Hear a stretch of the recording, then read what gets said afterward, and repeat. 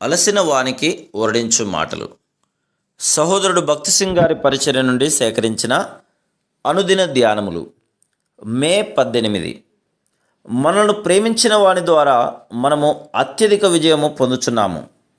రోమా 8:37. నిర్గమకాండము 17వ అధ్యాయము 15వ వచనములో ప్రభువు యెహోవా నిస్సిగా మోషేకు బయలుపరచుకొనెను.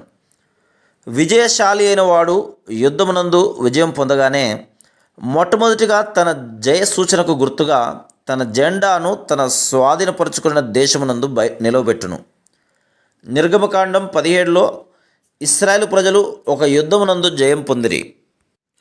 వారు 2 విధములైన యుద్ధ తంత్రముల ద్వారా, ఒకటి యెహోషువ నాయకత్వం క్రింద కొందరు యుద్ధము చేయటం వలన, రెండవది మోషే కొండ శిఖరంపై నిలిచి దేవుని కర్రను పైకెత్తి పట్టుకోవటం వలన జయం పొందిరి. మోషే చేతిలోని కర్ర దేవుని అధికారమును గురించి తెలియజేయుచున్నది.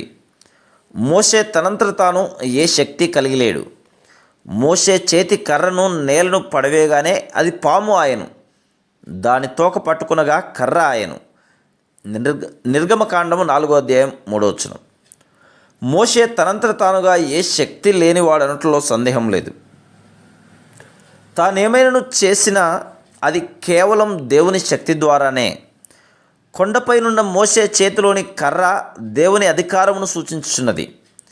యెహోషువతోనున్నవారు ఏర్పరచబడినవారు, బలవంతులు, పరాక్రమశాలురు అయినప్పటికీ మోషే చేతులు దించగానే వారు అపజయం పొందిరి.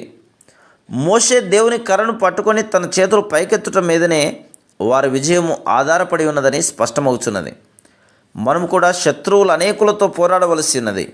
శరీరాశ, ద్వేషము, శత్రుత్వము, అసూయ మొదలగునవి మన స్వయం నుండి, మన శరీరము నుండి వచ్చును గనక అవే మన శత్రువులు.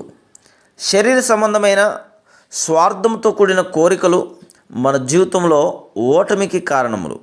అందువల్లనే మనం సంతోషమును, సమాధానమును, ప్రార్థన భారమును కోల్పోవు వారంగా నుందుము. ఈ విధంగా అనేకులైన విశ్వాసులు ఓడిపోయిన జీవితములు జీవించుచున్నారు. వారు శరీరేచ్ఛలకు విరోధంగా పోరాడుటకు ప్రయత్నించుదురు, కానీ తరచుగా ఓడిపోదురు. గలతీ 5:17. మనం కొత్తగా జన్మించిన విశ్వాసులమైనను, ఎదిగిన విశ్వాసులమైనను మన స్వంత శక్తితో ఈ యుద్ధములో జయం పొందలేము. కర్రను చేతి యందు కలిగినటయందే, అనగా యేసు ప్రభు సిలువలో సంపాదించిన విజయమును అన్వయించుకున్నటయందే మన విజయం యొక్క రహస్యము ఇమిడి ఉన్నది. Praise the lord.